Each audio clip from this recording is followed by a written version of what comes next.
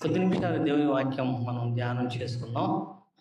మనిషి ఒక విశ్వాసి వాక్యం కోసం ఆకలి దప్పులు కలిగి ఉండి, కేవలం దేవుని వాక్యం కోసమే ఆకలి దప్పులు కలిగి ఉండి, దేవుని సన్నిధికి వచ్చినప్పుడు దేవుడు పరలోకపు మన్నాతో తృప్తిపరుస్తాడు, ఆశీర్వదిస్తాడు.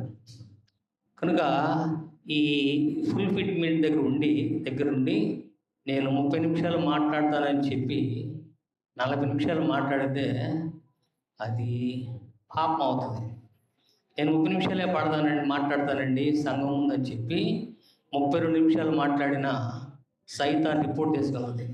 సేవకుడు 30 నిమిషాలు మాట్లాడతానని చెప్పి 32 నిమిషాలు ఎక్కువ 2 నిమిషాలు ఎక్కువ చెప్పాడని సైతాన్ ఇప్పుడు కూడా ఫిర్యాదులు చేస్తూ ఉంటుంది. కనుకనే తినగలిగిన కెపాసిటీని బట్టి వాళ్ళు తినగలిగిన ఆహారం అంతా పెట్టాల్సి ఉన్నది. ఆకలైంది కదా అని ఎంత పెడితే అంత పెడితే తినలేరు. కనుక పిల్లలు కంట్రోల్ చేయండి. దేవుని వాక్యం చదువుకున్నాం. పరిశుద్ధ గ్రంథంలో సొలొమోను అంత జ్ఞానం లేని వాళ్ళు ఇంకెవరు కూడా లేరు. అన్నిటిని గురించి రాశాడు. ఆకాశ పక్షుల గురించి రాశాడు, భూమి మీద తిరిగేటువంటి జంతువుల గురించి రాశాడు, సముద్రంలో నుండి జలచరులను గురించి రాశాడు, అన్నిటిని గురించి రాశాడు. పరలోకంలో ఉన్న విషయాలు కూడా కొన్ని రాశాడు. ఏమంటే పరలోక విషయాలు ఎలా తెలిసింది? దేవుడు అడిగాడంట, ప్రభువా నాకు పరలోక సంబంధమైన జ్ఞానం, భూలోక సంబంధమైన జ్ఞానం ఇవ్వంటే దేవుడు అన్నట అన్నీ ఇస్తున్నాను అన్నట్ట.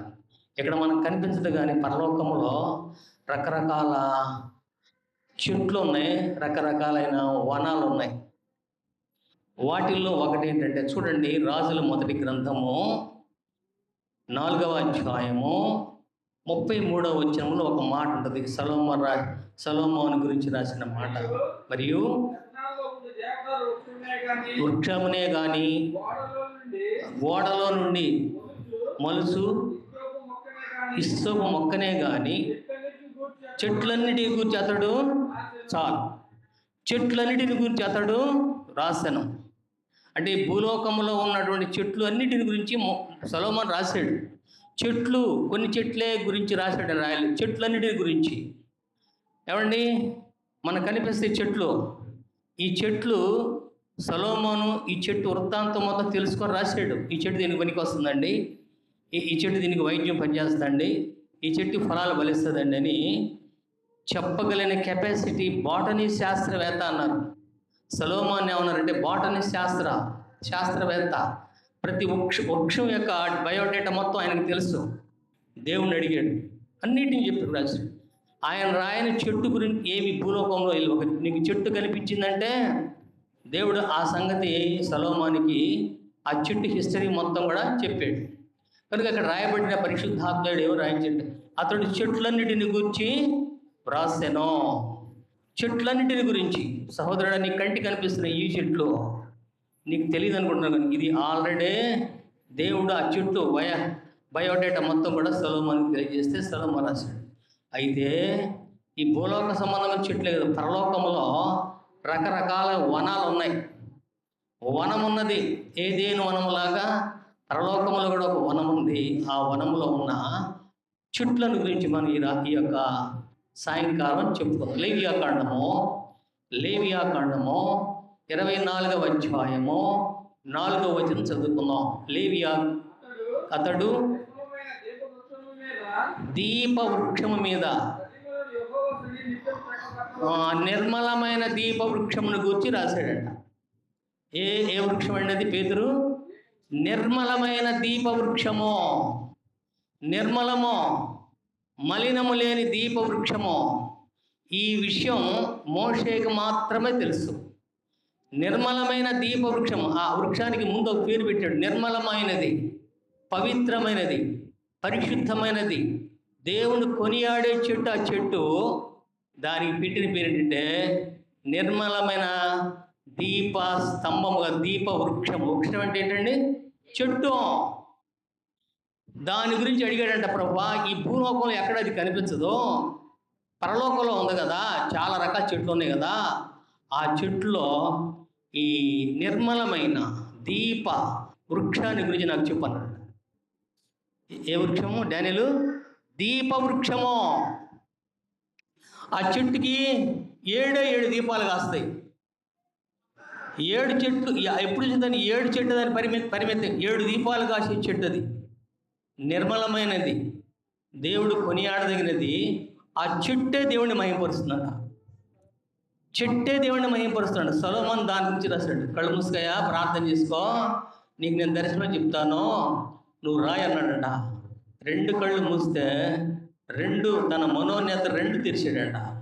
అప్పుడు ఒక నోట్ పుస్తకం తీసుకొని, ఒక పెన్ను తీసుకొని దేవుడు చూపిస్తున్న దాని చెట్టుకి ఎవరో మొత్తం కూడా రాశాడంట. ఏంది ఆ చెట్టు అంటే దాని పేరు ఏం పేరు? నిర్మలమైన దీపవృక్షము. జీవవృక్షం కాదు, దీపవృక్షము. యాపిల్ చెట్టు యాపిల్ కాయలు కాస్తాయి, ఏమండి? అదేవిధంగా ద్రాక్ష చెట్టు ద్రాక్ష పళ్ళు కాస్తుంది, మామిడి చెట్టు మామిడి పళ్ళు కాస్తుంది. ఆ చెట్టు దాని పళ్ళు కాస్తుంది. నారింజ చెట్టు నారింజ పళ్ళు కాస్తుంది, అరటి చెట్టు అరటి పళ్ళు కాస్తుంది. కానీ ఇక్కడ దీపవృక్షము దీపాలను కాస్తుంది. దీపాలు పండుతాయి.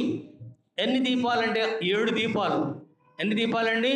ఆ చెట్టు కెపాసిటీ అంతా 7 దీపాలు పండిన తర్వాత మళ్ళీ మొదలుపెట్టి మళ్ళీ 7 శాఖలేసి ప్రతి శాఖకి ఒక దీపాన్ని పండిస్తుంది. గొప్ప మాట కదా. దేవుడు చెప్తే రాసింది ఈ పరిశుద్ధ గ్రంథంలో రాయబడింది. అతడు చెట్లన్నిటిని గురించి రాశాను. Every plant he know all things which are be in the heaven upon the earth. భూలోకంలో ఉన్న చెట్ల గురించి, పరలోకంలో చెట్ల గురించి అంత మహాజ్ఞాని సొలొమోను. ఏంటంటే ఆ చెట్టు పేరు ఏంటంటే దీపవృక్షము. దీపాలు ఉత్పత్తి చేసే వృక్షం అండి. చూడండి, సామెతల గ్రంథము 6వ అధ్యాయము 23వ చదువుకున్నాం. ఒక విధమైన దీపాన్ని గురించి చదువు. ఒక దీపం, అమూల్యమైన దీపం అనే పంట పండింది. ఆ దీపం యొక్క పేరు ఏ విధంగా రూపాంతరం చెందింది చూడండి. సామెతల గ్రంథము ఆజ్ఞ దీపముగాను ఉపదేశము వెలుగుగా ఉండును. ఆజ్ఞ, దేవుని ఆజ్ఞ. దేవుని ఆజ్ఞ అనేటువంటి దీపవృక్షములో ఒక దీపం ఉన్నది. ఆ పండు పేరు ఏంటంటే ఆజ్ఞ అనే పండు. దేవుని ఆజ్ఞ. ప్రతిదీ దేవుని మాట వినాలి. ఈ తప్పు ఈ చేయకూడదయా, ఈ పండుని తినొద్దంటే అది ఆజ్ఞ. ఆజ్ఞ ఆయన దృష్టిలో అది కఠినంగా ఉందేమో కానీ ఆ ఆజ్ఞ ఎక్కడ పండిందంటే దీపవృక్షములో పండిన మొట్టమొదటి కాయ అది. దాన్ని ఓపెన్ చేసి దాంట్లో ఏముంటుందండి? దేవుని ఆజ్ఞ ఉంటుంది. ఆజ్ఞ దీపముగాను. దీపము ఎన్ని దీపాలండి? 7 దీపాలు. 7 దీపాలే కాదు. ఈ పళ్ళుగాయ సొలొమోను పళ్ళు కాదు కాసేది, దేవుని యొక్క పరిశుద్ధతను కాస్తుంది. ఆ చెట్టు ఓపెన్ చేస్తే మొట్టమొదటి వచ్చేటువంటి ఆ దీపాన్ని ఓపెన్ చేస్తే దేవుని ఆజ్ఞ దాంట్లో ఇమిడి ఉంటుంది. దేవుని ఆజ్ఞ. సొలొమోను ఎంత మధురంగా రాశాడండి. మొట్టమొదటి పండు పేరు ఏంటండి? ఆజ్ఞ అనేటువంటి దీపం. దీపమాన్ని కనిపిస్తుంది. దాన్ని ఓపెన్ చేస్తే అది ఏర్చనక చూస్తారు కదా మీరు, లోపల ఉంటుంది పప్పు. దాన్ని ఓపెన్ చేస్తేనే ఆ పప్పు మన బయట తిరుగుతుంది. అలాగే ఏర్చనగే పప్పు కాదు, చాలా పప్పులు ఆ చెక్క పైన చెక్క తీస్తే లోపల పప్పు కనిపిస్తుంది. అలాగే బాదం పప్పు ఉంది, ఆ కాయని ఓపెన్ చేసి దాంట్లో వేస్ట్ తీసి ఆ పప్పు వేసుకుంటారు. అలాగే చెట్టు చూస్తుంటే దీపములాగా ఉన్నది. సొలొమోను అంట ఆ దీపాన్ని ఓపెన్ చేశాడంట. ఏ విధంగా మారిందండి? ఆజ్ఞగా మారినది. ఇది పరలోకంలో జరుగుతున్న దృశ్యం. సొలొమోను చూసి రాసిన దృశ్యం. ఆ ఆజ్ఞ అనేది ఒక దీపం. చూడండి సహోదరులారా, ఆజ్ఞ ఆ చెట్టులో ఉన్నది. దాన్ని ఓపెన్ చేస్తే ఒక దీపంగా, ఏంటంటే దీపం అనుకుంటున్నావేమో కాదు, దగ్గర పోయి ఓపెన్ చేయి.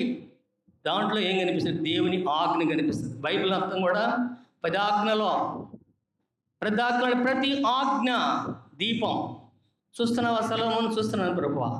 ఈ దీపంలోనే 10 దీపాలు తీసి నేను మోషేకి ఇచ్చాను, 10 ఆజ్ఞలు ఇచ్చాను.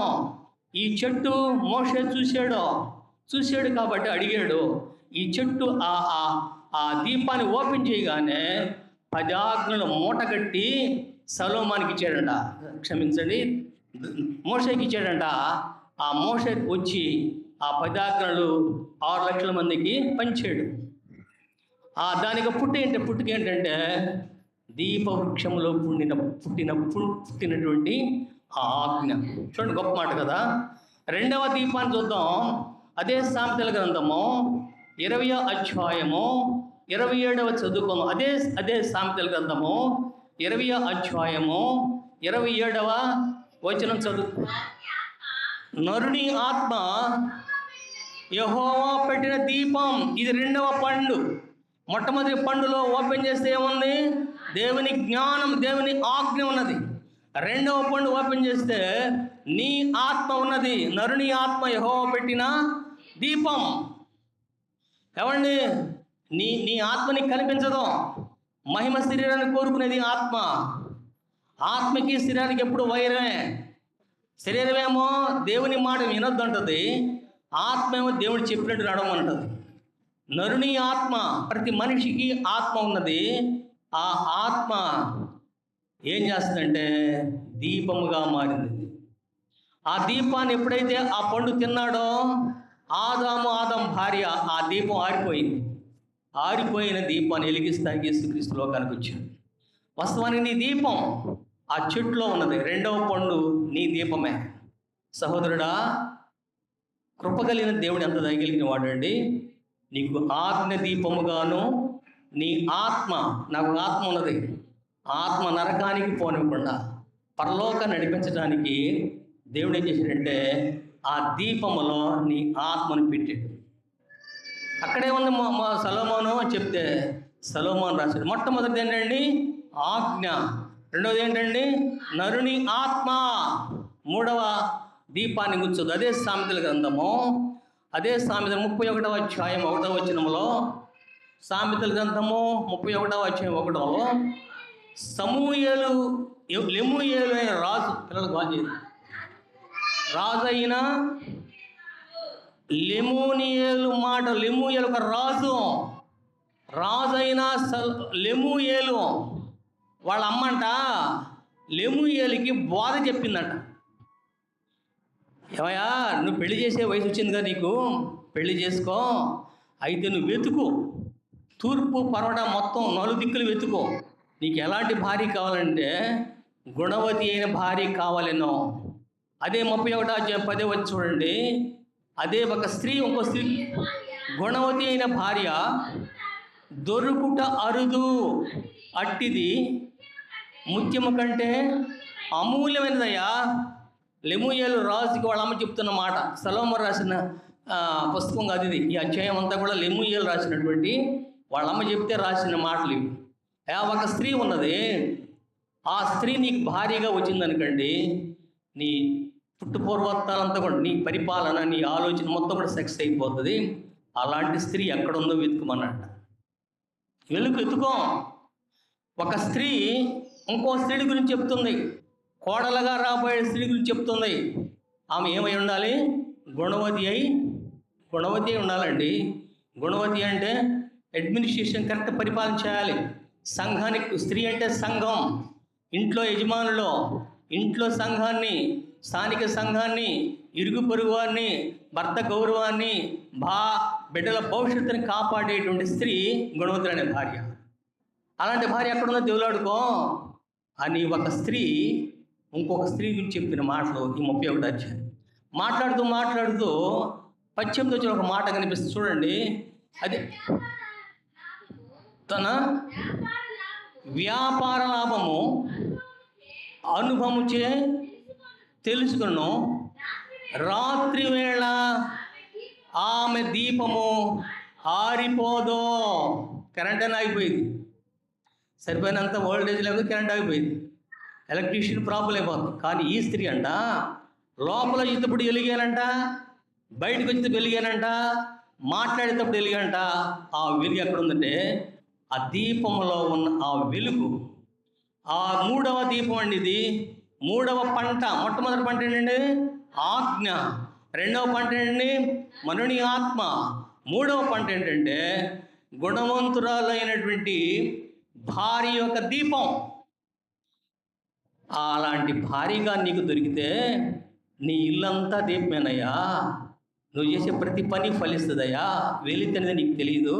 అలాంటి స్త్రీ ఎక్కడుందో ఎత్తుక్కోమని లెమూయేలు రాజుకి లెమూయేలు అమ్మ చెప్పిన బోధ ఇది. కనుక మూడవ దీపం ఏంటండి? గుణవంతురాలైన భార్య యొక్క దీపం. ఏదైనా ఆరిపోయేది కానీ ఆ దీపం ఎప్పుడు ఆరిపోదు, ఎప్పుడు వెలుగుతూనే ఉంటుంది. వ్యాపారము, వ్యాపారం అనుభవం తెలుస్తుందండి. వ్యాపారం చేయాలని ఎలా చేయాలి, ఉద్యోగం చేయాలి ఎలా చేయాలి, ఇంకో పని చేయాలి ఎలా చేయాలి, ఒక ఫ్యాక్టరీ కట్టి ఎలా చేయాలి, ఒక సంస్థ స్థాపించి ఎలా చేయించాలని ఆలోచన చెప్పేది గుణవంతురాలనే భార్య. ఆమె దగ్గర చీకటి అనేది ఉండదో, ఎప్పుడు కూడా వెలుగు ఉంటూనే ఉంటుంది. ఆ దీపం, ఆమె దీపంగా ఆ కుటుంబానికి, ఆ దేశానికి, ఆ సంఘానికి నాయకురాలుగా ఉంటుందయ్యా. అలాంటి స్త్రీ వెతుకో. ఆ దీపం ఎక్కడ ఉంది? పరలోకంలో ఒక వనం ఉన్నది. వనంలో ఉన్న ఈ దీపపు వృక్షాలు, ఎన్నో వృక్షాలు ఉన్నాయి. ఇలాంటి దీప వృక్షాలు. ఒక వృక్షాన్ని గురించి దేవుడికి చెప్తే సొలొమోను చూడండి, గుణవంతురాలైన భార్య యొక్క దీపం, నరుని ఆత్మ యెహోవా పెట్టిన దీపం, ఆజ్ఞ దేవుని పెట్టిన మూడు ఫలాలు అయిపోయినాయి. నాలుగో ఫలం చూద్దాం. అదే కీర్తనల గ్రంథము 18వ అధ్యాయం 18వ కీర్తన 28వ చదువుకుందాం. 18వ కీర్తన 28వ వచనం.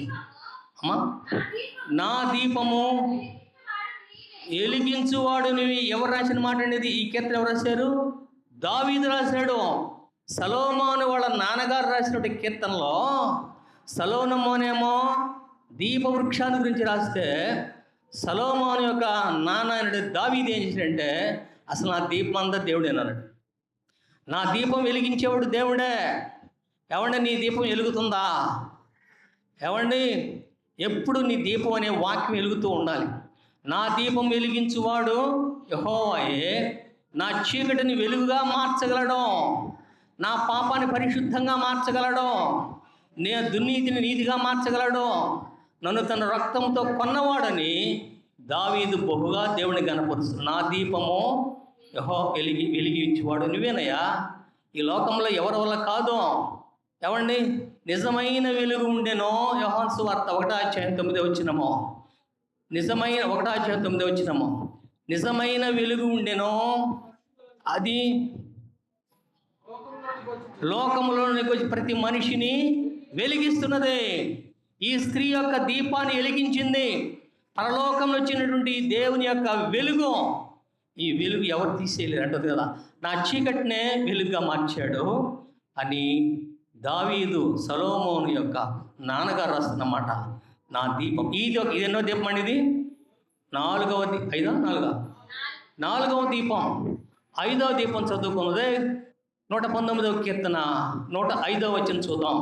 119వ కీర్తన 105వ కీర్తన చదువుకుందాం. త్వరగా తీయండి. నీ వాక్యము నా పాదములకు దీపము. అంతవరకేనండి. ఈ కీర్తన 119వ కీర్తన ఎవరు రాశారో మనకు తెలియదు కానీ అంటున్నారు కదా, నీ వాక్యం నాకు దీపమయ్యా. కరెంటు పోయినా నాకు ప్రాబ్లం లేదు, కరెంటు లేకపోయినా ప్రాబ్లం లేదు, నాకు మాత్రం నీ వాక్యము నా హృదయంలో ఉంటే నాకు దీపం అని కీర్తనాగారు అంటున్నాడు. ఈ దీపం అనేది ఎక్కడుందండి? దీపస్తంభం మీద పండిన పంటది. ఇవి ఫలాలు. మొట్టమొదటి ఫలము దేవుని ఆజ్ఞ అనే ఫలము. చూస్తేనే దీపంగా కనిపిస్తుంది. ఓపెన్ చేస్తే దేవుని ఆజ్ఞగాను, నరుని ఆత్మగాను, గుణవంతులైనటువంటి భార్య యొక్క దీపంగాను కనిపిస్తుంది. మొట్టమొదటి దావీదు దీపం కనిపించింది. తర్వాత వాక్యము, నువ్వు చదువుతున్నవి వాక్యము, రోజు చదువుతున్న వాక్యము. ఇది దీపం అండి. ఇది ఎక్కడ ఉంది? దీపవృక్షములో ఉన్నది. అక్కడ ఎప్పుడు నీళ్ళు ఎలా వస్తుంది? పరిశుద్ధ జలము, మామూలు నీళ్ళు కాదు. అక్కడ పరిశుద్ధ జలం అంట. ఆ చేరు చుట్టూ ప్రవహిస్తుందంట. ఏం చేస్తుంది? శ్యాము చుట్టూ, చేరు చుట్టూ ఏ జలం అది? పరిశుద్ధమైన జలము, శాంతి జలము, జీవజలము. జలము ఆ చేరు చుట్టూ ప్రవహిస్తుందంట. సస్యశ్యామలమైన మంచి పంటలు పండుతున్నటువంటి తోట అది. ఆ పత్తి చెట్లు ఎలా ఉంటాయో ఈ ఈ చెట్టు దీపవృక్షం అనే చెట్టు కలిగినట్టు ఆ చేలో ఇలా సస్యశ్యామలంగా ఉంటుంది. దేవుని వాక్యము దీపం. ఎన్నో పండు ఇది? 4 5 4వ పండు మాత్రమే. నరుని ఆత్మ, ఆజ్ఞ, గుణవంతులైన భార్యకు దీపము, నా దీపము, 5వ దేవుని వాక్యం అనే దీపం. అవన్నీ కనిపిస్తుంది. సొలొమోనుకి అర్థం కాదు. ఏంటి ప్రభు ఇది ఇంతే? నువ్వు పరలోకం వస్తే చూస్తావు, దర్శనంలో మాత్రమే చూస్తున్నావు, దర్శనంలో చూసి రాస్తున్నావు. కానీ నిజంగా పరలోకం వస్తావు కదా, అప్పుడు మహిమ శరీరంతో నువ్వే చూస్తావు. ఏ చెట్టుని గురించి నువ్వు రాసావో ఆ చెట్టు నువ్వు చూస్తావు అన్నాడు. ఇంకొక దీపాన్ని గురించి చదువుతాం. యెషయా గ్రంథము 62వ అధ్యాయము 1వ చదువుకున్నాం. యెషయా గ్రంథము నీతి సూర్యుని కాంతి వలె దాని రక్షణ రక్షణ దీపం. ఎవరిని రక్షించబడ్డావు కదా, మనందరం రక్షించబడ్డాం. క్రీస్తు యేసునందున వానికి శిక్ష విధియు, there is no condemnation those who are in Jesus Christ. రక్షణ మనకు స్వాస్యంగా దేవుడిచ్చే దీపం. దీపవృక్షంలో ఒక భాగం అది. 5వ పండు అది ఒక పండు. ఆ పండు ఓపెన్ చేసే నీ రక్షణే. దేవుడు భద్రంగా కాపాడాడు. చేను చుట్టూ ఎప్పుడు కాపలా కాస్తానే ఉంటున్నారు. చేను చుట్టూ ఏం ప్రవహిస్తుంది? పరిశుద్ధమైన జలము. ఈ నీళ్లు కాదు, జలము, జీవజలము, పరిశుద్ధమైన జలము 4 కాలువలో ఆ చేను చుట్టూ ప్రవహిస్తుంటే ఆ చేలో ఉన్నటువంటి దీపవృక్షాలన్నీ కూడా సస్యశ్యామలంగా పండుతున్నాయి. దేవుని వాక్యము. నువ్వు ఎక్కడ పోవాల్సి నీ హృదయంలో వాక్యం ఉంచుకోవాలి. జపాన్ వాళ్ళంట క్రైస్తవులు రానిరంట. అసలు ఏరోప్లేన్ దిగంగానే అక్కడ నిలబడి వాళ్ళ లగేజ్ అంతా చెక్ చేస్తూ వాళ్ళ గవర్నమెంట్ ఏం పాస్ చేసి తెలుసా? మీరేం చెక్ చేయొద్దు, ఏం తీసుకొచ్చినా ప్రాబ్లం లేదు, తీసుకెళ్ళినా ప్రాబ్లం లేదు. వాళ్ళ బ్యాగులో బైబిల్ ఉందనుకో అరెస్ట్ చేయమన్నారు. బైబిల్ కనిపించిందనుకో ఇమీడియట్గా అరెస్ట్ వారెంట్ ఇష్యూ చేసి అరెస్ట్ చేయలేండి అన్నారు. ఏం చేయాలి అర్థం కాల. పాల్ యాంగ్చో అనే దైవజనుడు ఎలా చేయాలి? జపాన్లో సువార్త ప్రకటించాలి, చైనాలో సువార్త ప్రకటించాలి, ఏ విధంగా చేయాలని అడిగితే మోకాళ్ళ వచ్చి ప్రార్థన చేశాడు. ప్రభువా, వాక్యాన్ని వాళ్ళు తీసుకెళ్ళట్లేదు కదా, బైబిల్ తీసుకెళ్ళట్లేదు, ఎలా ప్రభు అంటే దేవుడు అన్నట, నువ్వు బై హార్ట్ చేసి బట్టి 66 పుస్తకాలు చదివి కంఠస్థం చేసి చూడకుండా రాసి అప్పుడు వెళ్ళిపోన్నాడు. ఎన్ని పుస్తకాలండి? బైబిల్ ఎన్ని పుస్తకాలు? 66 పుస్తకాలు చదువు, చూడకుండా రాయి. ఒకసారికి 7 సార్లు రాసి పటిష్టంగా నీ హృదయం నిండా వాక్యాన్ని నింపుకో. మెటీరియల్గా తీసుకెళ్ళగాకు. అప్పుడు నేనేం చేయలేరు. ఈ పుస్తకం ఇస్తే బైబిల్ ఉంది కాబట్టి అరెస్ట్ చేస్తారు. కానీ వాక్యంలో, హృదయంలో వాక్యం ఉంటే ఎవరు అరెస్ట్ చేయరు కదా. కనుక అలా వెళ్ళమంటే ఆ విధంగా పాల్ యాంగ్చో తన దగ్గర ఉన్న శిష్యులందరూ కూడా బైబిల్ చదవటం, చూడకుండా రాయటం నేర్పేటట. 66 పుస్తకాలు. ఎన్ని పుస్తకాలు శ్యామ్ మొత్తం? 66 పుస్తకాలు చదివి నోటి నిండా పెట్టుకున్నారంట. ఇప్పుడు ఆ దేశానికి వెళ్తున్నారంట. వెళ్తే వాళ్ళ సంచులు కానీ వాళ్ళ బ్యాగేజ్ కానీ ఏం చేయలేదు సరే, దేవుని వాక్యం అనే పుస్తకం, పరిశుద్ధ గ్రంథం లేదు, కానీ వాళ్ళ హృదయంలో ఉంది. వాళ్ళ హృదయంలో ఉన్నంతా కూడా యాజ్ ఇట్ ఈజ్గా పరిశుద్ధ గ్రంథం ఎలా ఉందో అలాగే బోధ చేసి చైనాని మొత్తం మార్చేశారట, జపాన్ మొత్తం మార్చేశారట. అది రక్షణ. రక్షించబడ్డం అంటే అది. ఆ దీపము దీపవృక్షంలో ఉన్నది. దాన్ని ఓపెన్ చేస్తే నీ రక్షణే స్పష్టంగా కనిపిస్తుంది. No problem. ఒకసారి రక్షించబడ్డావంటే నేను ఎవరు ఏమీ చేయలేరు.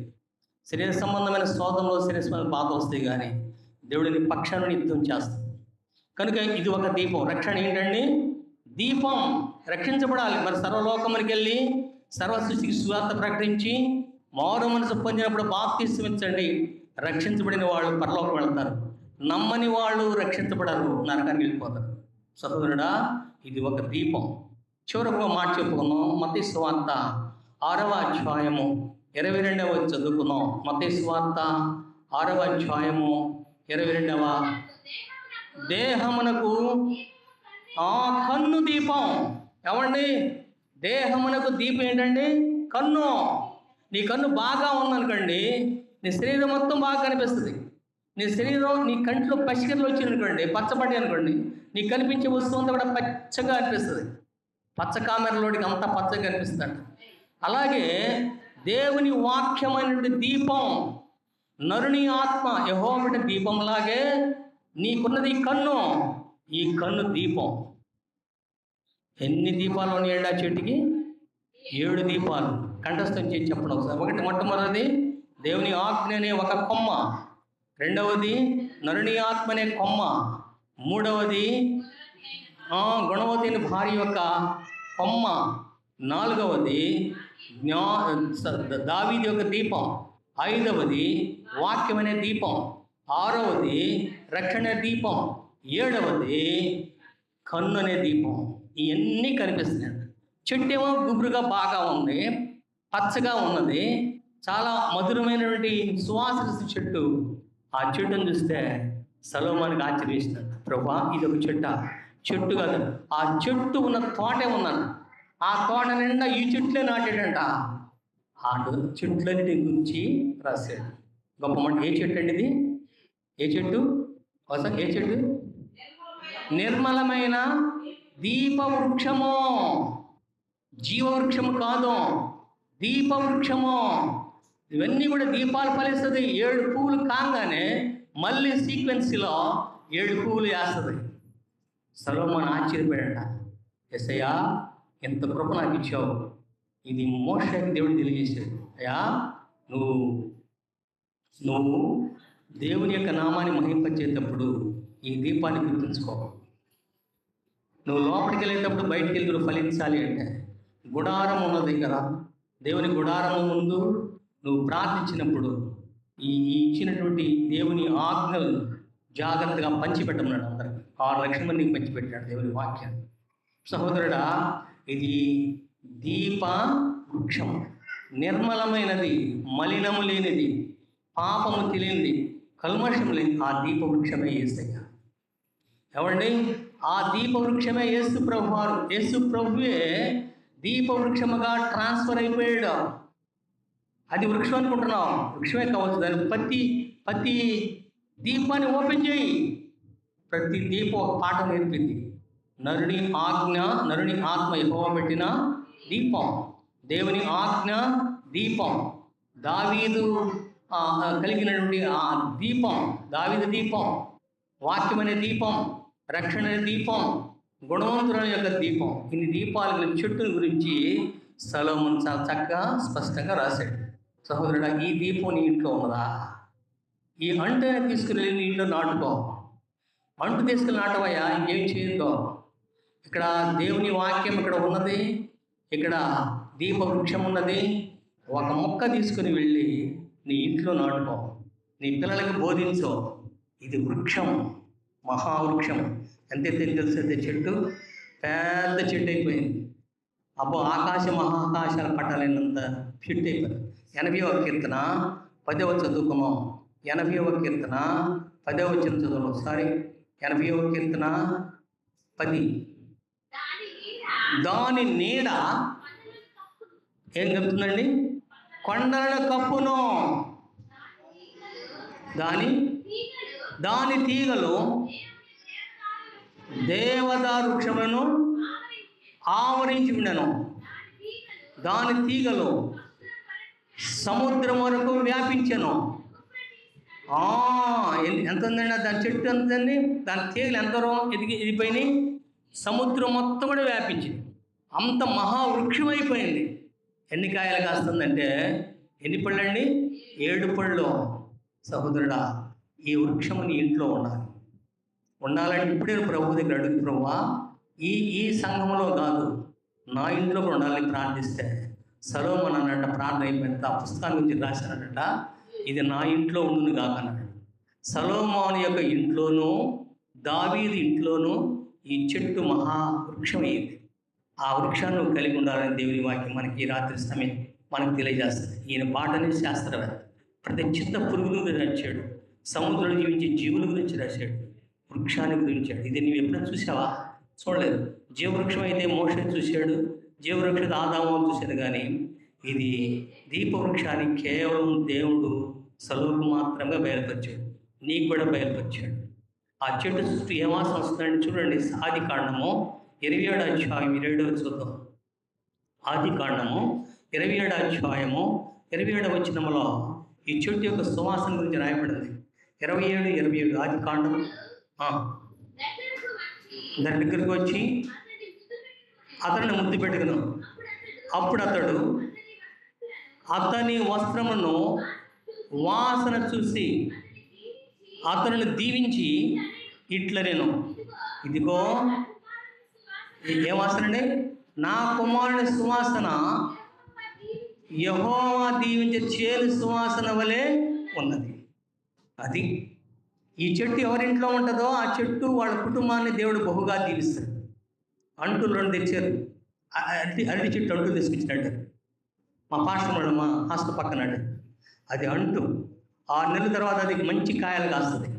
అలాగే ఈ అంటైనటువంటి దీపవృక్షాన్ని తీసుకుని వెళ్ళి నీ ఇంట్లో నాటుకో. నాటితే నీ చుట్టూ మొత్తం ఆవరించి ఉండేది. సముద్రం మొత్తం ఆవరించిందంట, భూగోళం మొత్తం ఆవరించిందంట.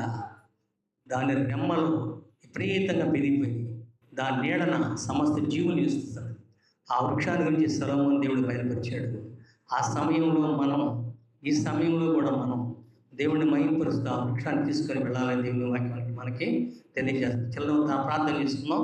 తలలో వచ్చి కళ్ళు మూసుకుంటే ప్రార్థన చేస్తున్నాం. పరిశుద్ధుడా, కృపగల దేవా, నీ సేవకుడు సొలొమోనుకి ప్రభు దీపవృక్షము, నిర్మలమైన దీపవృక్షము, దాని ఫలాల గురించి వివరంగా రాసినప్పుడు స్పష్టంగా రాసినట్టు అది ప్రభు కేవలం మందిరంలో మాత్రం పరిమితం కాకుండా మా ఇళ్లలోకి వెళ్ళి దాన్ని నాటుకొని, హృదయం అనేటువంటి భూమిలో నాటుకొని నీ నామాన్ని మహింపరిచే కృప మా అందరికి దయచేయమని యేసయ్య పరిశుద్ధ నామంలో ప్రార్థించి అడిగి వేడుకుంటున్నాం తండ్రి.